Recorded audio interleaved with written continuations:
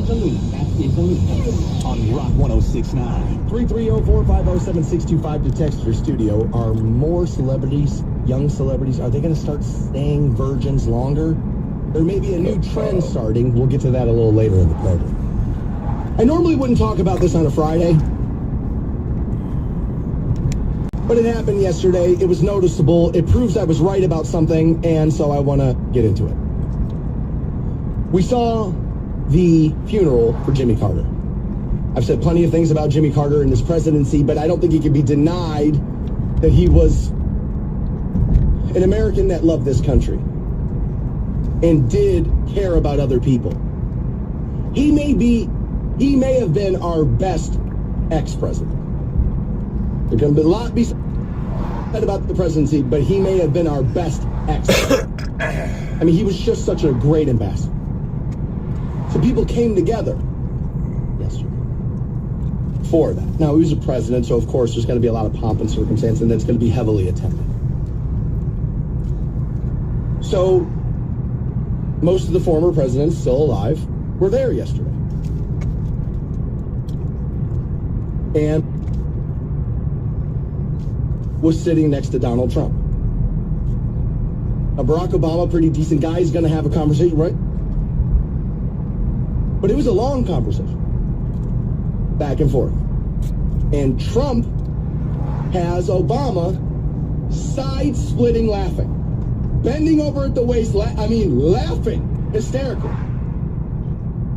And I thought to myself, man, Hitler is hilarious. And I'm hammering it because I said, they don't even believe what they're saying about this guy before the election. I said, they don't believe this. And I think Barack Obama laughing with him, it'd be one thing to be like, say hello, shake your hands, okay, I'm not going to cause a scene, it's a funeral, it's this, it's that. But you're caught, like, enjoying yourself with him, right? Like, it's a little different. It's like, we got a little lost in the sauce here. By the way, Kamala Harris, the vice president, sitting right in front of them, turns around, sees them enjoying themselves. And the look on her face when she turns back around, baby, she understood it. Remember I said, I was like, look how long it took for Barack Obama to come out and endorse her. They had to say, why isn't he doing it yet? That had to happen before he did it. And I said, because he doesn't think she's good enough. The reports have come out since. He didn't really want her to run. I keep seeing a lot of this back and forth. Biden still has time to do this, and Biden can still do this. Biden ain't going to do nothing to help her. And I mean not one thing. Did you see what his wife wore on Election Day? An all-red dress. Let me just tell you, baby, they voted for Trump. Because the coup to remove Joe, right, that whole thing.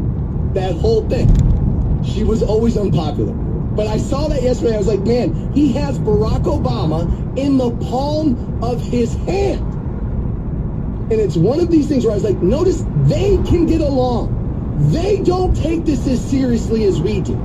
You know why? Because it's their job to rah, rah, rah, rah, rah, rah, and make you take it as seriously as we do. To get us to do what they want. I was like, man, he's the Antichrist. He's this, he's that, he's this, he's that. But man, apparently homie's got jokes. And we know he does. I would say the two funniest presidents of my lifetime. Ronald Reagan was a little funny. He was quick. Ronald Reagan was quick. But I think the two funniest presidents in my lifetime, I'll take Barack Obama and Donald Trump. Trump is hilarious. That's why some people don't like him as much as they don't like him. That's why. It's because he's the best troll I've ever seen. He is an amazing troll. I'm not sure that's a quality that's like, all right, presidential, get it on the list, right? That's not what I'm saying. But is he good at it? The answer is yes, he's amazing at it. And I saw that yesterday. I was like, geez, hey, you hate him and he's the worst thing ever. Oh, and I remember saying to pre the election, I was like, they don't believe any of that. They don't. They just want to win. And sure enough, yesterday I was like, man, look at this. And of course, dude, Trump would make you laugh. People, I remember like back when he was president the first time. I'm a big golfer and so is he. And people kept saying, would you go play golf with him? Because that was like the big thing. If you're going to hang out with him, you are him. If you'll stand next to him, you are him. Right? That was the whole thing. Well, Barack Obama sat next to him yesterday. Is he him? Of course not. That would be ridiculous.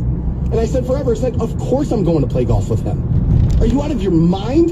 First of all, I'm going to be like, he chips, right? Like, there's got to be that. He's using a foot wedge out here. I'd be the first guy to tell you. There'd be that. And second, he's hilarious. He's hilarious. Now, some of the things he jokes about, I'm like, I don't know if this is the right time to be doing that. But whether or not the man has got jokes, no, I mean, it's not even up for debate. You got Ohio State and Texas throwing down tonight. That's the Cotton Bowl. And, I don't think it's really going to be a problem for Ohio State, but this is in Arlington, Texas. I mean, this is basically a home game for Texas. That's not where Texas is. They're in Austin. But Arlington, I mean, like I said, if Ohio State plays in Cincinnati, most people in the country are going to consider that to be a home game for the Buckeyes, because it would pretty much be a home game for the Buckeyes. Now, ESPN's where the game's at, 7:30 tonight.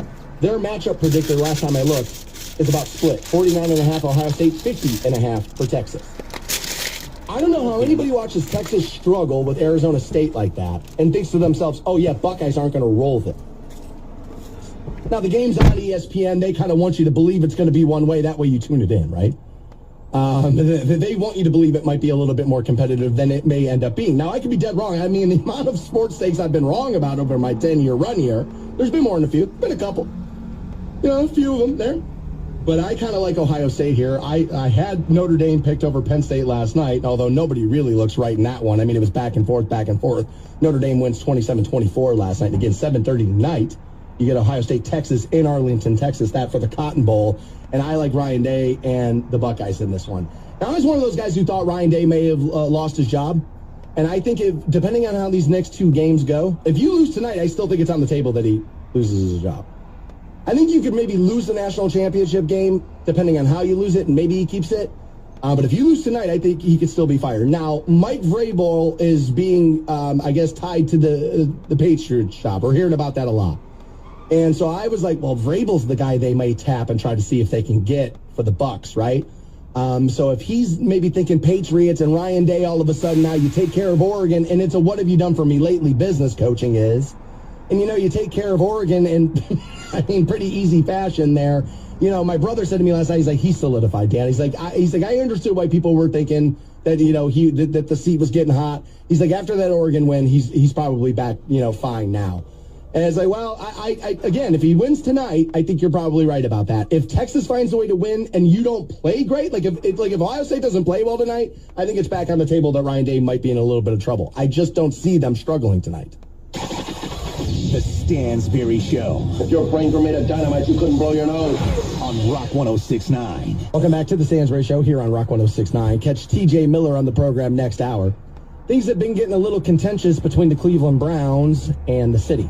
The Browns are like, man, a lot of land over there in Brook Park, and, we made some payments on it, and we kind of want to build a dome and a shopping center and all this kind of stuff, and, we kind of want to get the hell out of here. And you might remember that the Cleveland mayor, Justin Bibb, wanted to enact the Modell Law. He wrote a letter, told them we will be doing this. And so now the Browns have responded. And they have responded to Mayor Justin Bibb's December 30th letter, according to WKYC.com. And they're calling on the Haslam Sports Group to make the team available for purchase. That by the city or other individuals, private individuals. That in the so-called Art Modell Law. The mayor has said that the city intends to invoke that law in an effort to keep the Browns from leaving downtown and moving into a new dome stadium in Brook Park. Now, again, everybody is, well, I don't know about everybody, but plenty of people, myself included, have flip-flopped on the dome overall. For years I said, I don't know, man, I'm getting old. You know what I mean? Give me a little comfort, right? I got 80-inch screens in my house. I can get all the food I want delivered, blankets, and I can go to the bathroom and all this. But, man, weather games in the stadium are great. Weather games on the TV are great. I mean, it's part of football. I also said, man, if you start doming too many of them and then you only got one or two stadiums that are open air, all of a sudden now you're creating this wildly unfair advantage, right? So now the Browns are saying, look, in simple terms, bring it, bitch. That's what they've said. The Browns, quote, this is their quote. The Browns understand that the city intends to assert legal claims in connection with those matters, as it is made clear in earlier public statements. And the Browns look forward to resolving all the parties' claims in the litigation pending before the Honorable David Ruiz in the Northern District of Ohio. That's attorney Anthony C. White representing the Browns, basically saying, F around and find out, right? The Browns are ready to go into court. Now, quote, the city's entitled to assurance that the Browns intend to uphold their contractual obligations, including complying with Ohio law. Again, that's a lawyer on behalf of the city. I was talking to my brother about this last night. He said, where are Browns fans? He lives in Las Vegas. I said, where are you guys, And I said, well, I go on the show, David, and I talk about how I think this season's worse than 0-16, and I was like, and I get very little pushback on that. I said, there are people who are like, what are you talking about? We won 3 games. I was like, but man, when you look at where Miles is, and he's like, I guess I gotta, hear what their plan is, right? And, it hasn't been great. The offensive line's bad, and, we got a lot of injuries, and, he and I talked about the training staff last night. It's like, man, this team seems to have a ton of injuries. And I got to be honest with you, that just kind of feels like Jimmy Haslam to me, right? Like a team, I don't know, some other teams might be spending a lot of money, have the right kind of training staff, and Haslam's like, just have him do it, right? Like that, I don't know that, but it feels Haslam-ish to me. But he and I were talking about it last night, and, and I told him, I was like, look, man, I was like, this thing with the stadium's getting weird. I was like, and a lot of fans just want the city to force the sale, either to the city itself or a private group. And I, told him what I tell you guys a lot, which is the force of the sale to the private entity group. Normally I'd be like, bro, you just can't big bank somebody's business like that. But I'm a fan and I want good football, and so I'm like, well, maybe you can, right? And it's like there's a little personal, what I want out of this. Selfishness, I guess is what you can call it. But I brought up the Commanders. I said, look, man, they had a bad owner. We have one too, but it's different what they're doing, right? It's different. But they forced that guy out of that situation. They put together an ownership group, and that ownership group came in and said, look, we're into being owners, but we're hiring football people to be football people. 20 minutes later, they're pretty good. I don't know now, granted, you get Jaden Daniels, and that is the overall why you're pretty good. Right. But you got the right coaches in there. I think it's Cliff Kingsbury's the OC. He's like, dude, go get me Jaden Daniels. Go get me Jaden Daniels. Go get me Jaden Daniels. And again, Cliff Kingsbury should probably be an OC, not a head coach, right? And welcome to it. And so I was giving him that analogy last night. I was like, man, I kind of want to see a force of the sale. By the way, I think that's what the NFL wants too, and not just about the Browns. There was a story earlier this year that they started to open it up, and you could sell more of your team to corporations and the like. And I remember I don't remember all the fine details of it, but we talked about it at length then. And I said, this is what the NFL wants. They don't want another Jerry Jones in the future. Why would you? Solo, alone, family, too much money, too much power, too rigid, this and that. What they want is IBM in those owners' boxes. Because IBM's just going to be like, dude, just run it like a business. There's no emotional connection, pass it down from dad, I've had it since the set. It won't be that. They want to run it like a business. You know why? Because it is a business. They want to get rid of solo ownership. Families like the Hunts are probably all right because you're the dynasty right now. Don't screw around and lose the dynasty, and next thing you know, you're going to be right? Welcome to it. But they don't want more Haslams. They don't want more Jerry Joneses. They don't want more Hunts. That's not what they want. They want to see more IBM coming into that. They want to see Apple buy teams. That's what they want it to be, a corporation-run league, and it will be before long. And ultimately, that can be good or bad. Sometimes the corporation, one of the things that happens with ownerships in the NFL, we talk about all the time, is that not every owner's trying to do the same thing. Meaning, they're not all trying to win the Super Bowl every year. Some of them are realistic. Also, some of them are just trying to print the money. Well, how many corporations are doing that? They're not trying to be the best at what they do. We're making a lot of money being 7th at what we do. Why are we going to obsess with trying to be first? We're killing at 7th, right? And so, that can happen with corporations in the ownership boxes too. But I think that's what the NFL is looking for. I think it's going to be easier for them to negotiate that way. I think it's going to be easier for them to, have control over what happens on their field and with their teams. And when you start going into the ownership meetings and the like, it's because they'll be more aligned. You know what I mean? Jerry Jones, Robert Kraft, all those guys, they got a lot of power, man. And I think the next generation of ownership in the NFL, I think that's why they changed that law, is they're looking to get rid of that. And so I think the Browns could screw around and be like the launch pad of something, because Jimmy Haslam's not necessarily liked around the league, right? I don't know if he's hated, although the Deshaun thing probably didn't help him. You know, as people have been asking, like, why he didn't fire Andrew Barry and why he didn't fire Kevin Stefanski, that's why. Because he did that. They didn't do that. Jimmy Haslam did that. The Stansberry Show. A first-class, bona fide, made-in-America screw-up. On Rock 106.9. So I was making the point yesterday and again this morning that, you know, one of the things I'd like to be able to do, you know, bringing up Will Smith, is that Men in Black stick thing, but, like, not my entire memory. I'd like to smart bomb it, right? Get in there and erase Stairway to Heaven. That way when I hear it, it's the first time ever. Because sometimes that happens to me in here. Where it's like, you know, the radio station, you guys know, we play songs, you know, it's kind of what we do. And it's like, yeah, well, there's only 50 of them. And so, you know, everybody, you guys think you're burnt on stuff. And you are. It's like, it's worse for us, right? The rule of thumb in radio is actually this. By the time you have heard it for the first time, we're throwing up over it. That's how many more times we've heard it. Anyway, so that can happen. But I love music. And I love discover, when somebody says, hey, listen to this, and it's a new song, or maybe an old song, but I've never heard it, and I fall in love with it, it's one of my favorite things in the world. And I'd like to be able to do that with my own collections. That's why I actually like going back to my shelf and listening to the vinyl. When I stream anyway, I put together playlists, and it's more hit-based, and it's like, I forget, you know, deep track stuff. It's like, put the vinyl on, it's like, oh, I forgot about it. Anyway. So I was making that point about how I'd like to be able to rediscover, right? Rediscover is the point. Somebody had reminded me, it's like, let's not get carried away. First of all, like, you're going to lose reference. Meaning, like, you watch the Family Guy, it's like, you're not going to remember all, like, they're making references to everything. Callback is huge with entertainment, comedy, and all of that.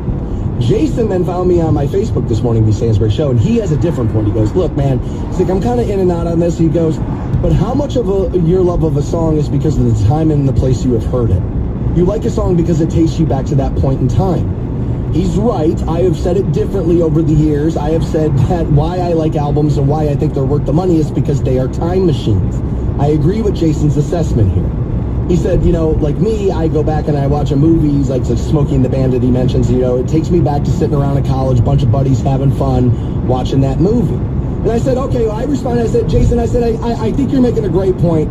I said, songs tend to hold up over time better for me than some movies do, right? Like, songs just kind of stay classic. Some movies is like, ooh, this is a little dated, right? But he's not necessarily wrong. He is making a good point, that it's like, man, it is about that.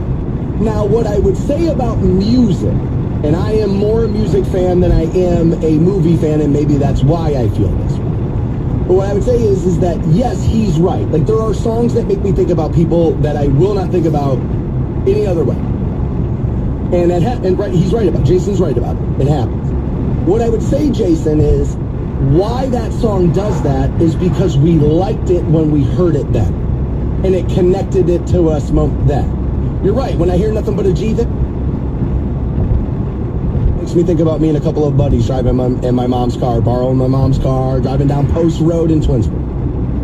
Right? And that's, as a matter of fact, that's exactly what Nothing But a G thing makes me think of. Me and my buddy Nick driving down Post Road in my mom's, honestly, like, fecal brown Chevy Celebrity. Light brown interior, listening to Nothing But a G thing in my Raiders jacket. Post Road, Twinsburg. That's exactly what that song makes me think of every time I hear it. You're right. But why that memory is bonded that way is because when we heard it, we were like, I love this, man. And so I'm going to fall in love with it all over again. But you're right. Is it going to take that memory away from me? Or would it? I guess I get to decide, right? I have set up the scenario. Could I, or would it, when I listen to it again, it'd be like, oh, does it all come rushing back then, maybe?